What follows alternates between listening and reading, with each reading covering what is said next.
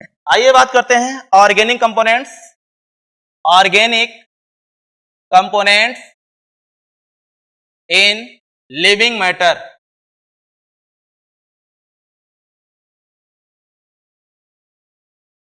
Organic components in living matter, इसकी study करेंगे। तो ऑर्गेनिक कंपोनेंट में सबसे पहले हमारा कार्बोहाइड्रेट्स आता है। Carbohydrates, proteins, lipids, nucleic acids.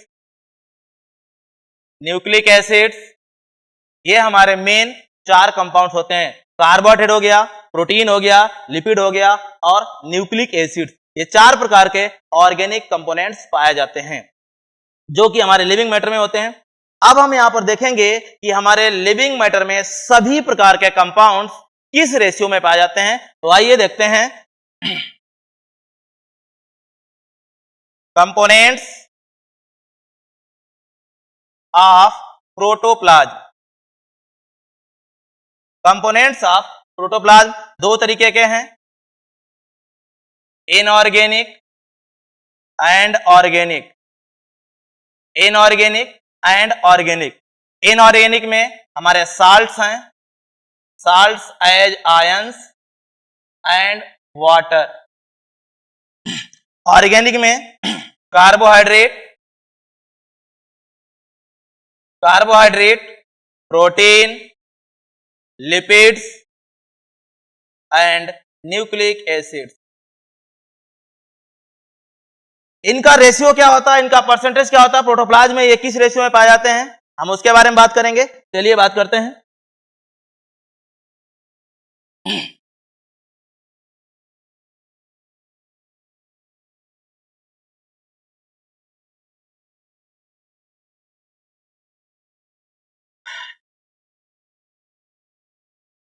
Composition of protoplasm. Composition of protoplasm. अब हम जानेंगे यहां पर कौन कौन से एलिमेंट्स हैं, कितने प्रकार के होते हैं। कंपोजिशन ऑफ प्रोटोप्लाज्म के बारे में सबसे पहले देखेंगे। यहां पर पहला component H2O, water. H2O, water, ठीक है। सेकेंड नंबर पे आता है हमारा प्रोटीन। थर्ड नंबर पे आता है हमारा nucleic acid. Nucleic acid. Next आता है हमारा कार्बोहाइड्रेट।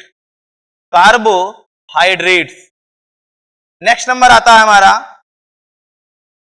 लिपिड्स और लास्ट आता है आयंस। तो आइए यहां पर इसका परसेंटेज देखते हैं कौन सा कितना पाया जाता है। आपने एक हनी सिंह का गाना सुना होगा, एक गाना आया हुआ था उनका बहुत पुराना, पानी पानी करके, आपने सुना होगा। तो उस गाने में अगर रिपीटिशन देखा जाए, जो पानी वर्ड का है वो 70 to 90% पूरे गाने में पानी वर्ड को ही रिपीट किया उन्होंने। इसलिए यहां पर देख सकते हैं, उसी से हमने लिया यहां पर जो हमारा वाटर होता है वो अप्रोक्सीमेट 70 to 80% होता है, ठीक है ना। तो अब यहां पर कोई प्रॉब्लम नहीं, याद हो जाएगा सभी को। तो देखेंगे हम लोग H2O कितना होता है हमारा 70 to 90%। 70 to 90% हमारा प्रोटोप्लाज्म में कितना क्या होता है, वाटर होता है। इसके बारे में जानेंगे। सेकेंड नंबर आता है प्रोटीन। देखिए जैसे यहां पे लिखा हुआ वर्ड में ही प्रोटीन, अगर हम टीन को टीन ना पढ़ करके टेन पढ़ लें तो चल जाएगा, हमें याद हो जाएगा। प्रोटीन की बजाय हम पढ़ लें प्रोटेन, तो यहां पर क्या हो गया हमारा 10%। जैसे उसने बोल दिया है 10, तो ये क्या हो गया हमारा प्रोटीन, यानी प्रोटीन को 10 पढ़ लिया हमने तो क्या हो गया हमारा 10% प्रोटीन हो जाएगा।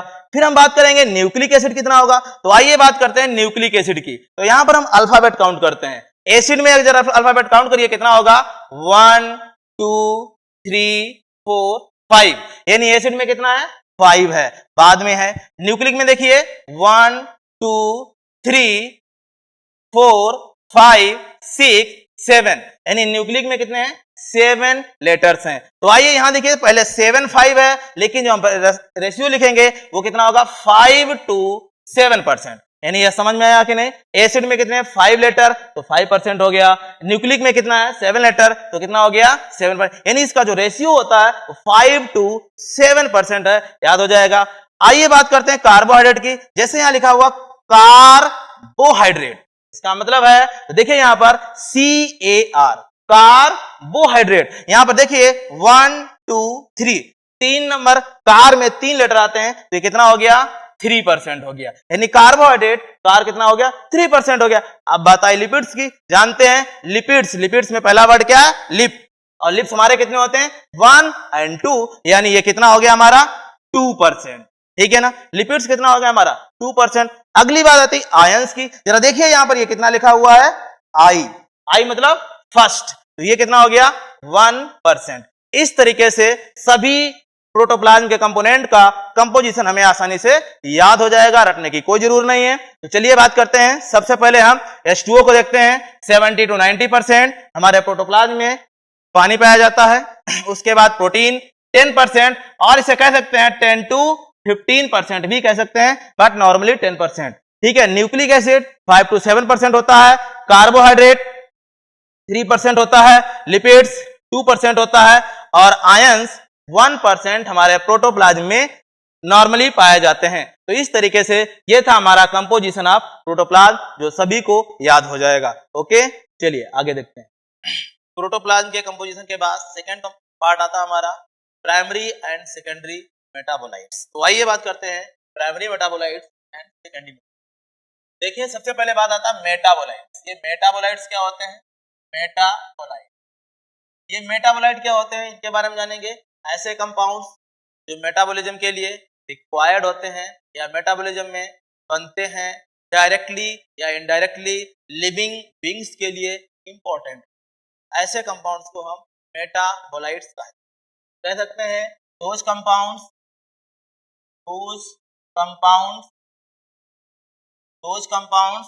which are required for the completion of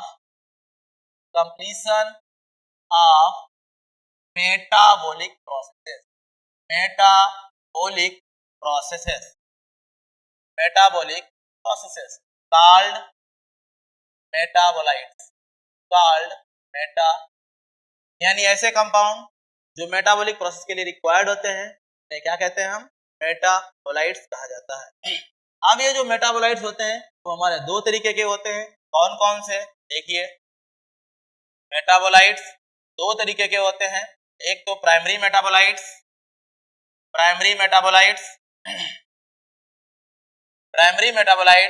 and secondary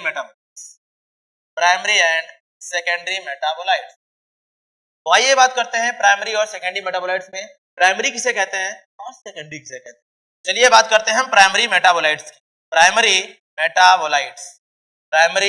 metabolites देखिए ये ऐसे कंपाउंड्स होते हैं जो किसी भी मेटाबॉलिक प्रोसेस में डायरेक्टली पार्टिसिपेट करते हैं, उसे क्या बोलते हैं, प्राइमरी मेटाबोलाइट्स कह सकते हैं। these metabolites directly participates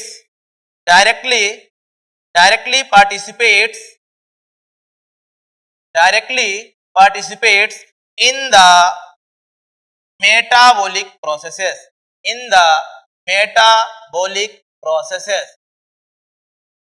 like respiration, photosynthesis,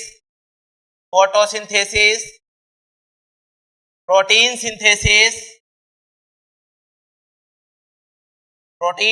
synthesis, etcetera, ठीक है ना। ऐसे कंपाउंड्स, ऐसे मेटाबोलाइट्स जो किसी भी मेटाबॉलिक प्रोसेस में डायरेक्टली पार्टिसिपेट करते हैं उन्हें क्या कहा जाता है, प्राइमरी मेटाबोलाइट्स कहा जाता है। वो मेटाबॉलिक प्रोसेस हमारी कोई भी हो सकती है, रेस्पिरेशन हो सकता है, फोटोसिंथेसिस हो सकती है, प्रोटीन सिंथेसिस हो सकती है, लिपिड सिंथेसिस हो सकती है, कोई भी मेटाबॉलिक प्रोसेस हो सकती है। मेटाबॉलिक प्रोसेस के बारे में जानते ही हैं, दो प्रकार की होती हैं, catabolic and anabolic.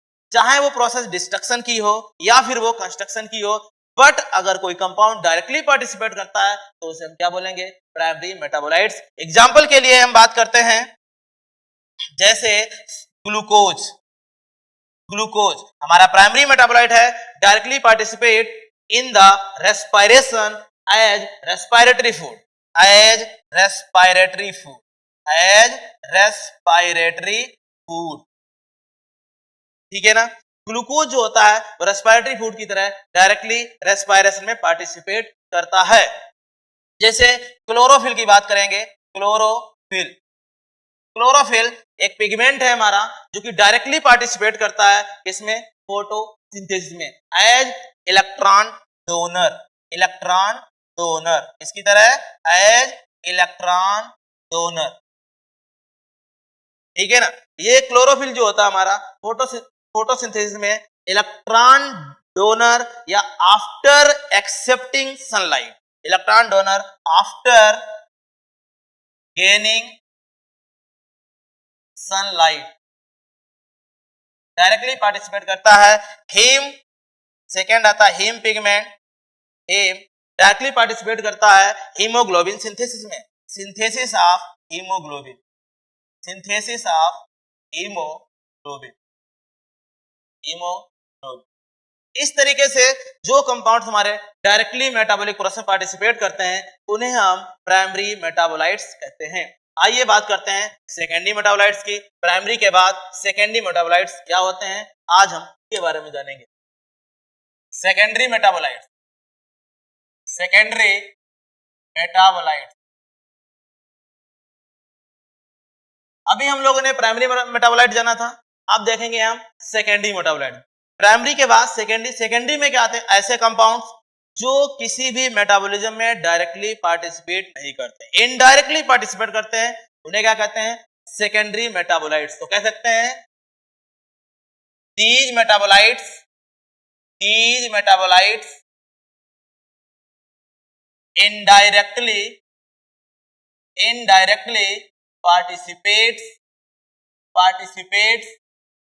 indirectly participates in metabolism, in metabolic processes और मेटाबॉलिज्म।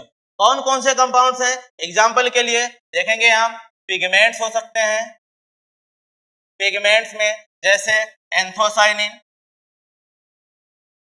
एंथोसाइनिन, एल्केलॉइड्स हो सकते हैं, एल्केलॉइड्स जैसे कोडीन, मॉर्फिन, ड्रग्स हो सकते हैं, ड्रग्स जैसे एब्रिन एंड वेसिन। पिगमेंट में कैरोटीनॉइड्स भी होता है, ठीक है ना। पिगमेंट्स हो सकते हैं, एल्केलॉइड्स हो सकते हैं, ड्रग्स हो सकते हैं। इस तरीके से ये सभी कंपाउंड्स हमारे सेकेंडरी मेटाबोलाइट्स कहलाते हैं। तो ये थे हमारे प्राइमरी और सेकेंडरी मेटाबोलाइट्स। अब हम जानेंगे हम जो हमारे ऑर्गेनिक बायोमोलिक्यूल्स हैं उनमें कौन कौन से लिंकेज पाए जाते हैं, देखेंगे हम। अगला टॉपिक आता है हमारा linkage, linkage in organic, linkage in organic biomolecules. तो आइए बात करते हैं, यहां पर लिंकेज की बात करेंगे, कौन कौन से लिंकेज पाए जाएंगे यहां पर। तो देखिए सबसे पहले पहला आता है कार्बोहाइड्रेट, कार्बोहाइड्रेट, सेकेंड आता है प्रोटीन, न्यूक्लिक एसिड, नेक्स्ट आता है न्यूक्लिक एसिड,